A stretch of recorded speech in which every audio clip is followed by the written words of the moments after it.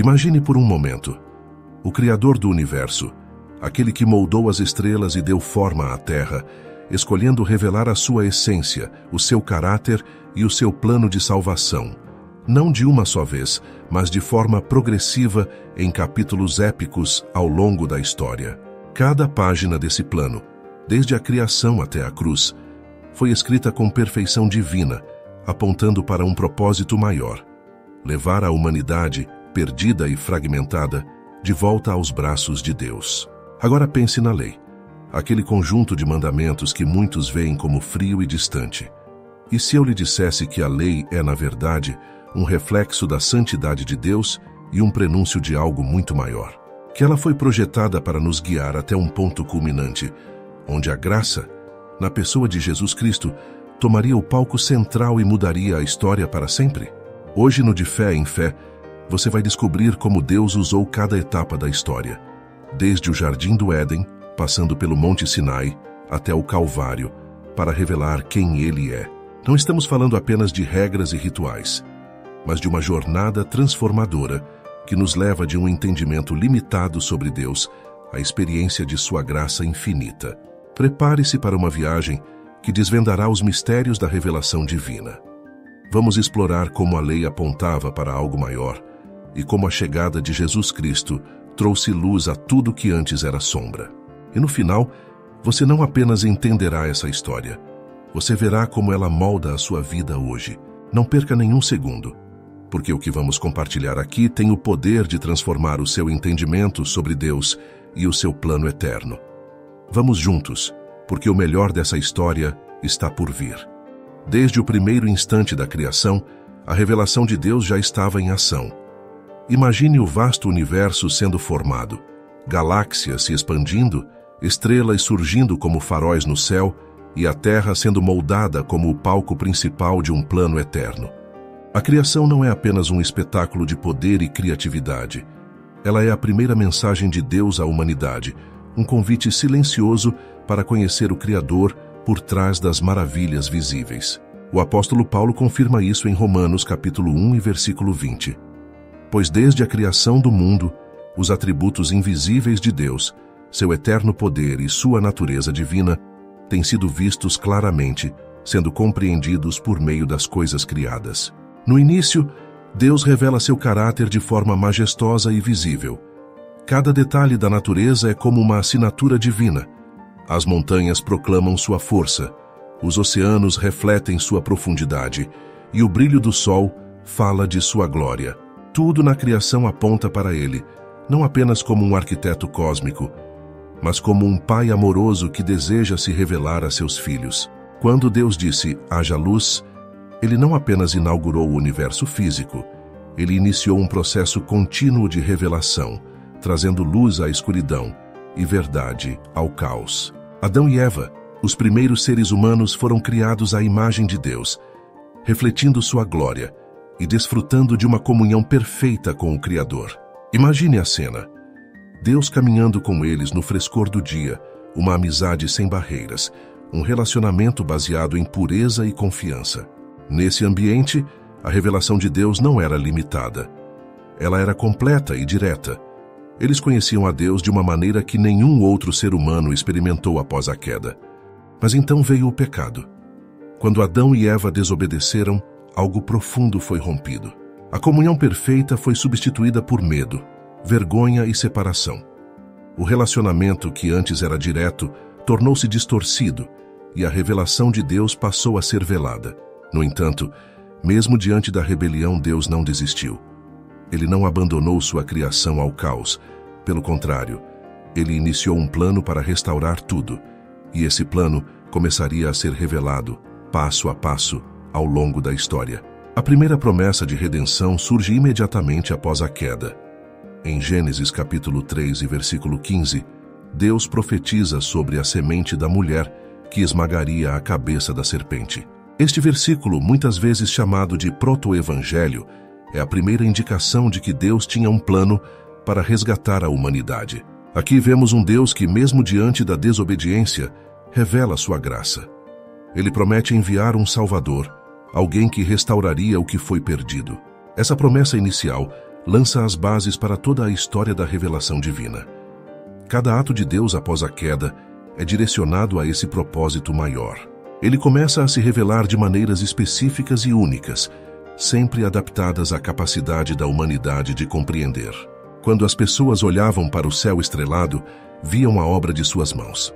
Quando sentiam o vento ou ouviam o rugido do trovão, percebiam sua força e majestade. Mas a revelação de Deus na criação não era suficiente para comunicar toda a profundidade de seu caráter e de seu plano. Embora a natureza declare a glória de Deus, ela não explica como o relacionamento rompido pode ser restaurado. Por isso Deus deu o próximo passo em seu plano de revelação. Ele escolheu se revelar de maneira mais específica, mais direta. E é aqui que a jornada da lei e da graça realmente começa. Antes de avançarmos para essa etapa, é importante refletir sobre o que a criação nos ensina sobre Deus. Em primeiro lugar, ela nos mostra que Ele é um Deus de ordem e propósito.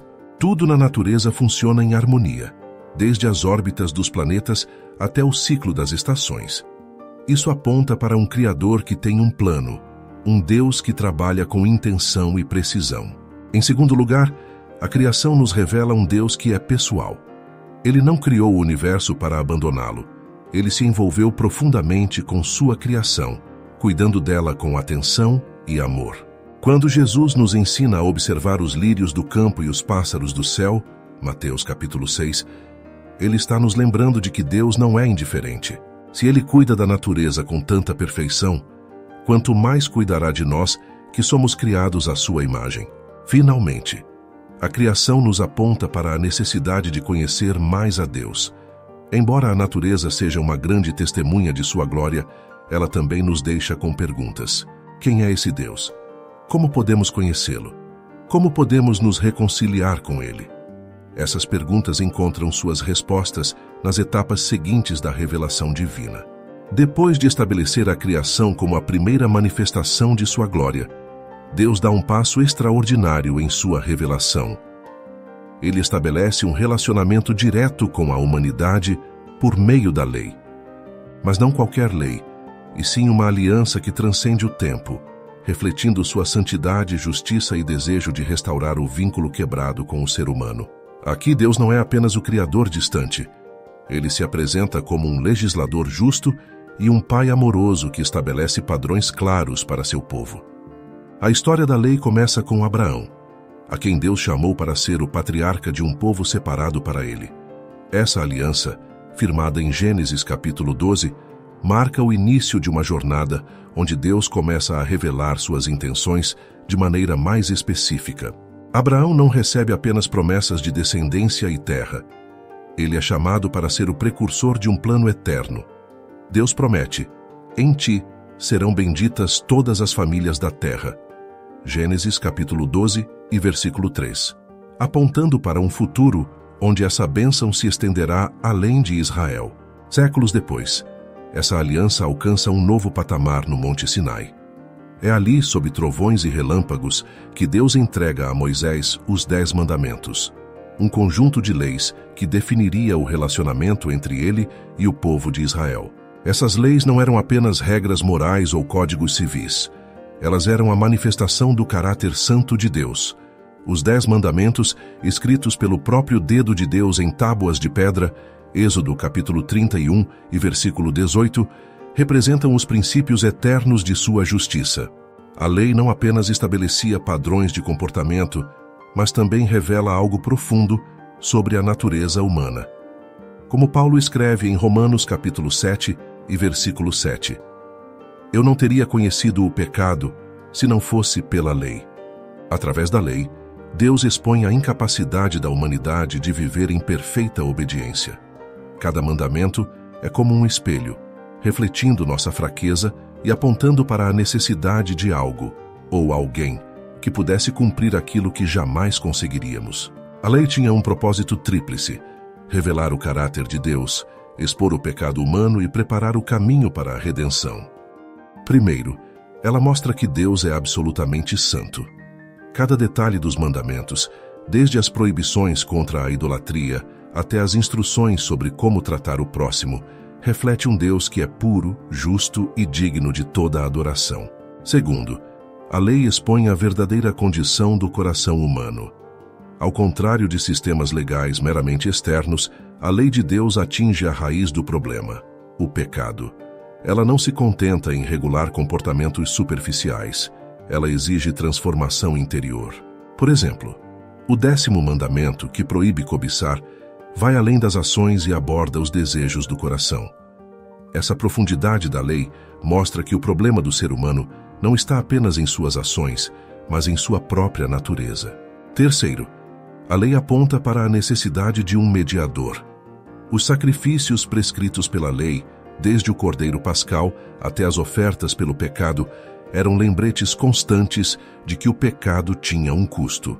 Cada animal sacrificado no altar era uma sombra do sacrifício definitivo que seria realizado na cruz.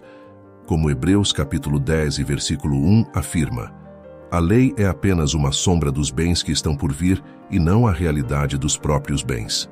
Além dos mandamentos, Deus dá instruções detalhadas sobre a construção do tabernáculo, um lugar onde sua presença habitaria no meio do povo. O tabernáculo é uma obra-prima teológica, cheia de simbolismos que apontam para Cristo. Cada detalhe, desde o altar de sacrifícios até o Santo dos Santos, onde ficava a Arca da Aliança, fala sobre a santidade de Deus e a necessidade de mediação. No Santo dos Santos, o sumo sacerdote entrava apenas uma vez por ano, levando o sangue da expiação para cobrir os pecados do povo. Esse ato era um prenúncio claro do sacrifício de Cristo, que, como nosso sumo sacerdote, entrou uma vez por todas no verdadeiro Santo dos Santos, no céu, para garantir nossa redenção eterna.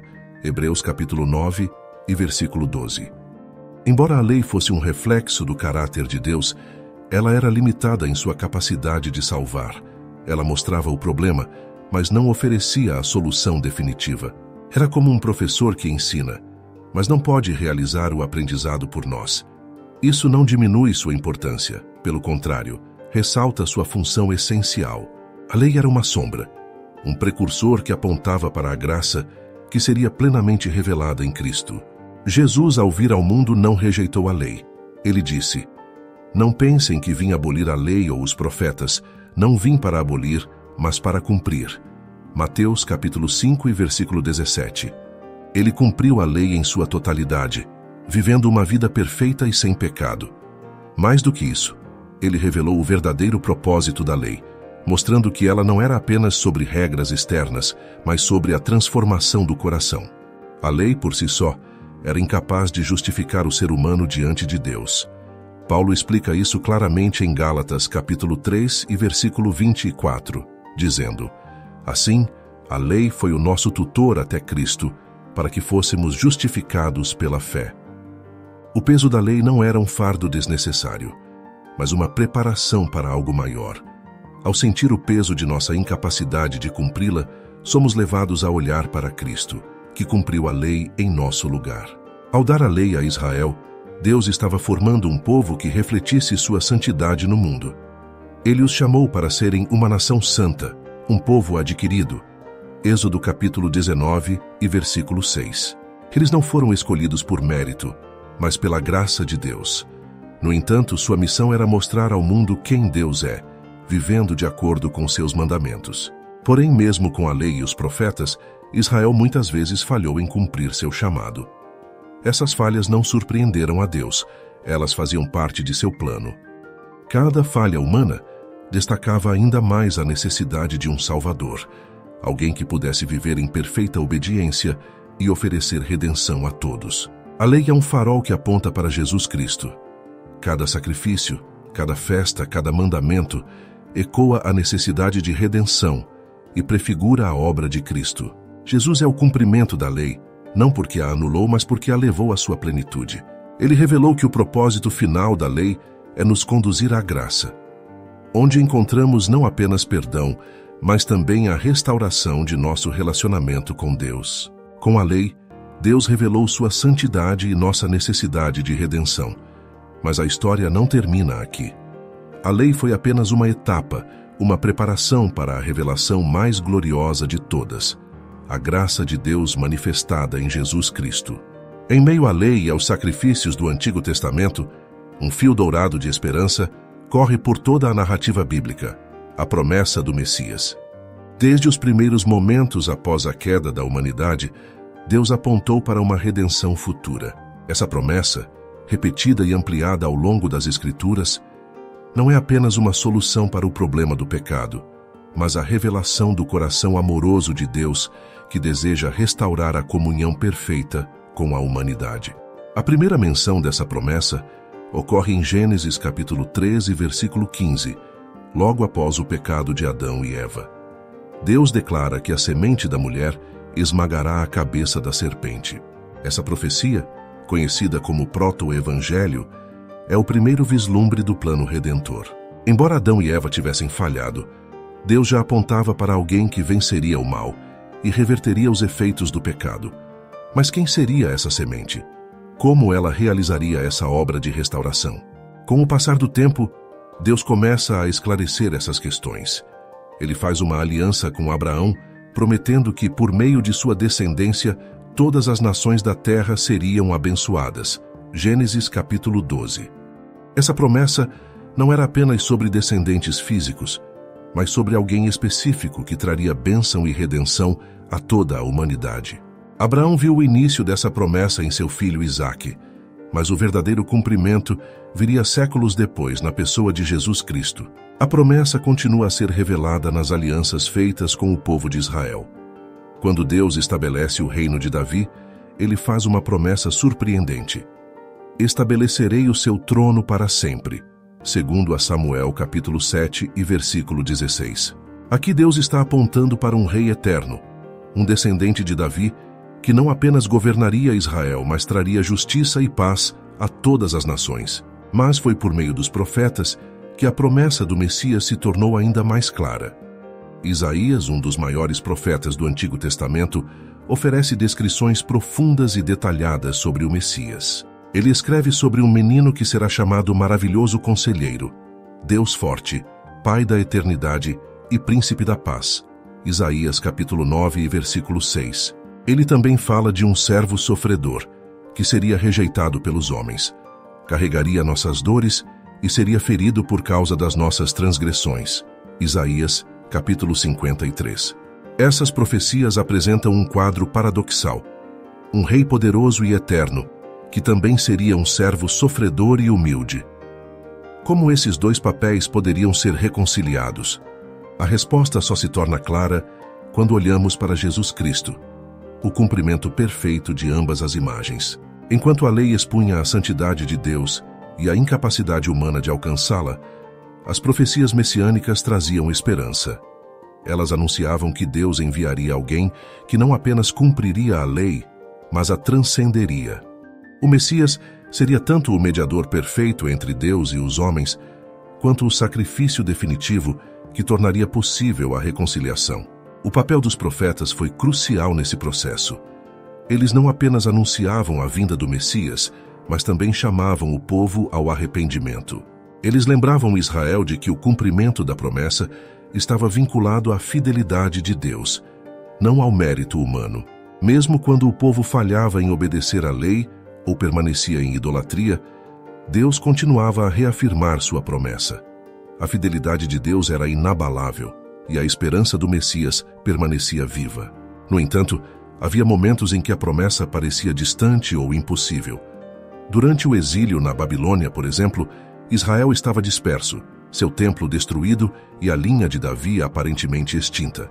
Como poderia um rei eterno surgir dessas circunstâncias? Mesmo assim, os profetas como Jeremias e Ezequiel continuaram a proclamar a fidelidade de Deus. Eles previram um tempo em que Deus faria uma nova aliança com seu povo, uma aliança escrita nos corações e não em tábuas de pedra. Jeremias capítulo 31. Essa nova aliança, como as promessas anteriores, apontava para o Messias. Ele seria aquele que cumpriria a lei, restauraria o relacionamento com Deus e inauguraria um reino eterno de justiça e paz. Mas essa promessa não era apenas para Israel.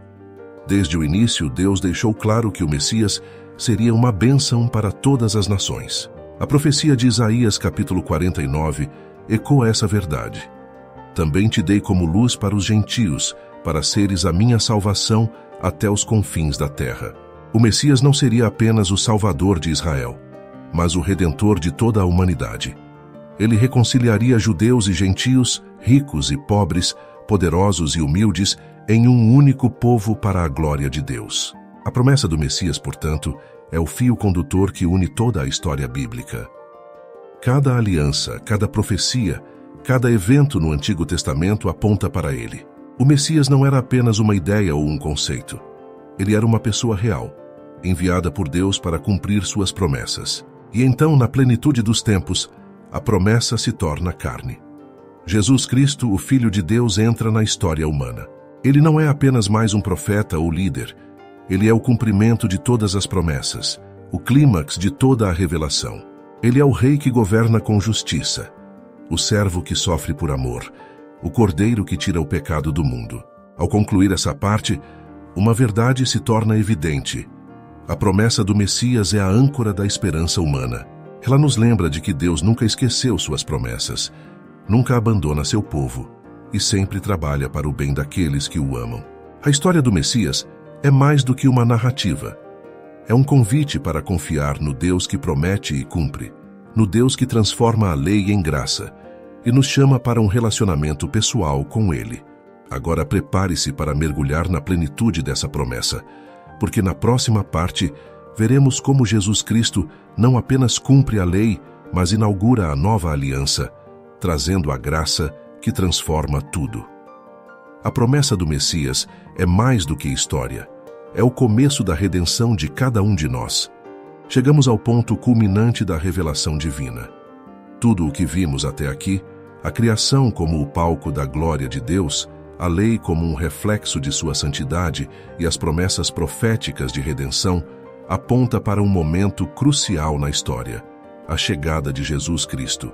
Ele não apenas marca o ponto de virada no plano de Deus, ele é a própria plenitude de tudo o que Deus quis revelar à humanidade.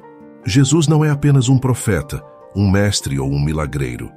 Ele é a encarnação do próprio Deus, a palavra que se fez carne e habitou entre nós. João capítulo 1 e versículo 14. Pense nisso. Deus, o Criador do universo, escolheu entrar na história humana de maneira pessoal e tangível. Ele nasceu em uma manjedoura, viveu entre pessoas comuns e experimentou as dores, as lutas e as alegrias da existência humana. Mas por quê?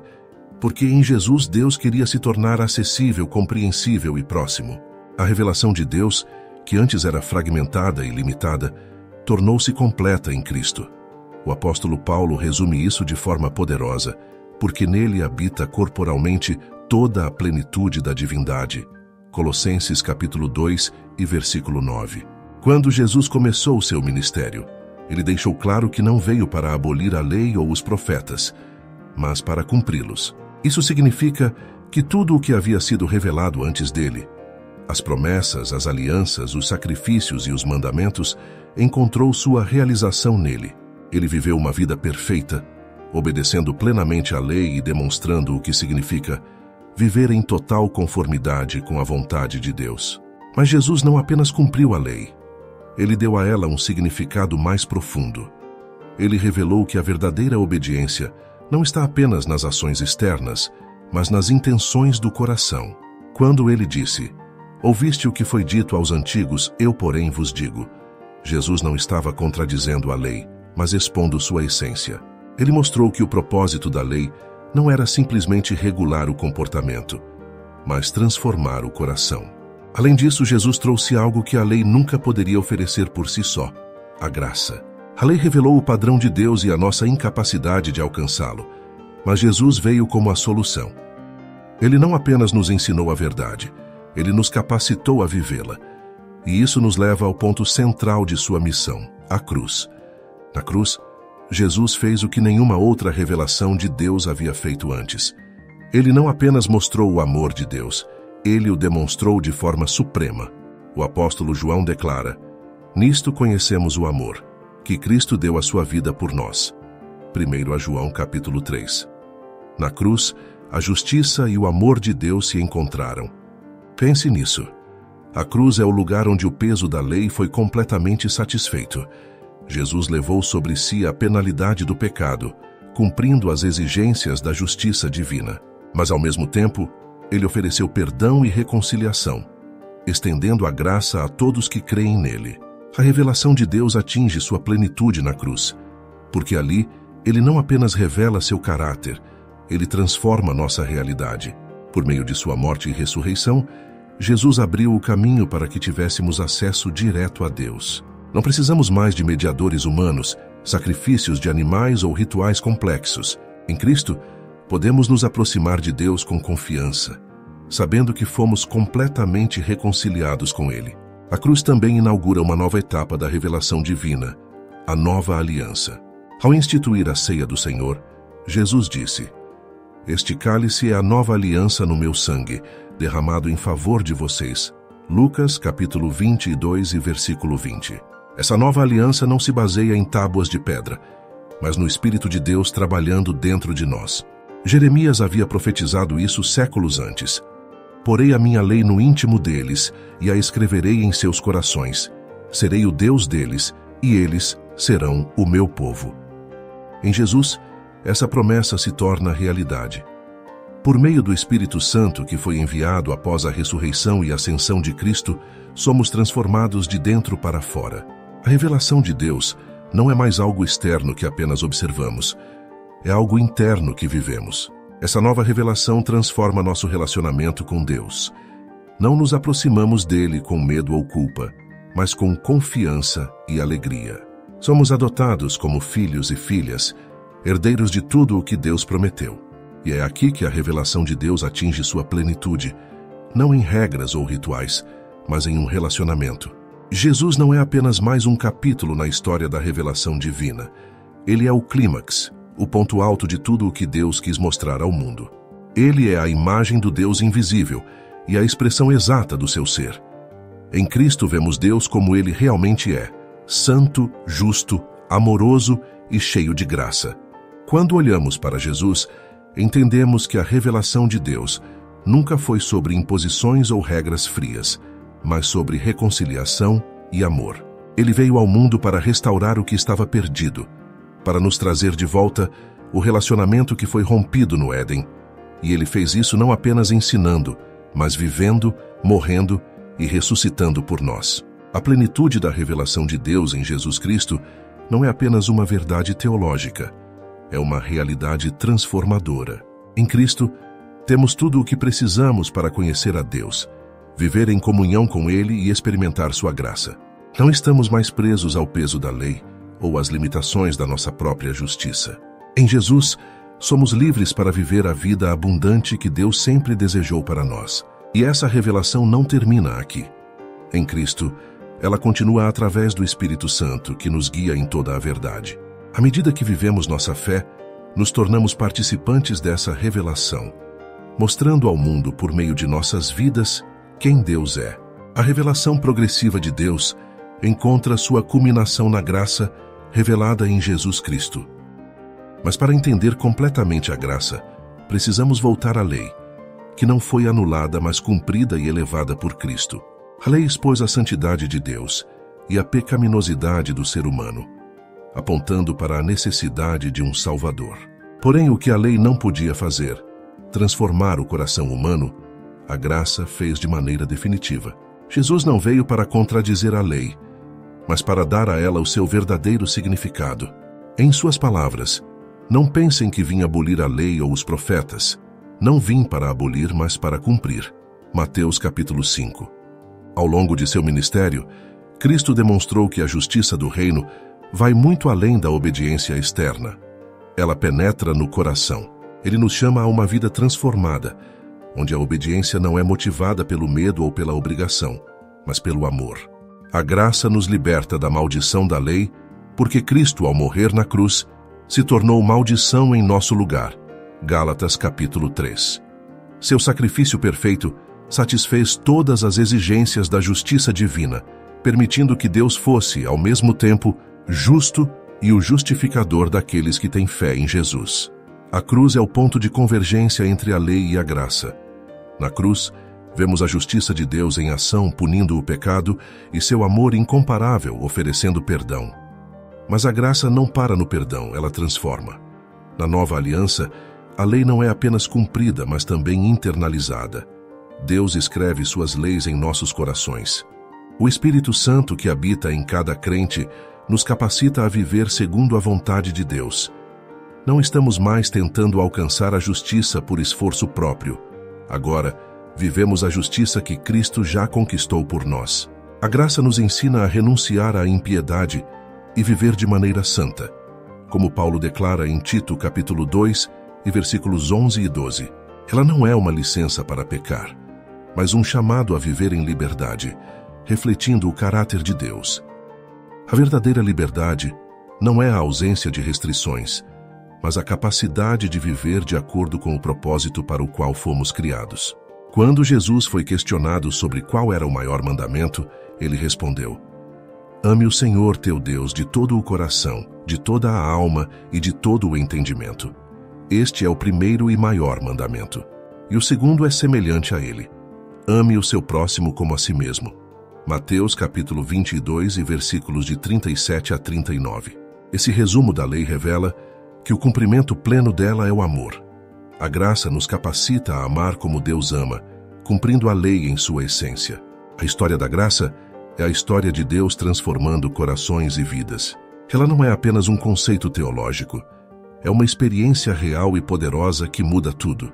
Onde antes havia peso e condenação, agora há liberdade e esperança. Onde antes havia distância, agora há comunhão com Deus. Quando olhamos para toda a jornada da revelação de Deus, da criação à lei, da promessa à graça, percebemos que Ele nunca desistiu da humanidade. Cada etapa dessa história é um convite. Na criação, Ele nos chama a admirar sua glória. Na lei, Ele nos chama a reconhecer nossa necessidade de um Salvador. Na graça, Ele nos chama a receber seu amor e viver uma nova vida em Cristo. Hoje, o mesmo Deus que se revelou ao longo da história está chamando você. Ele não quer apenas que você conheça os fatos dessa jornada. Ele deseja que você faça parte dela. A graça está disponível para todos que creem em Jesus Cristo. Ela transforma, restaura e nos conduz a um relacionamento íntimo com Deus.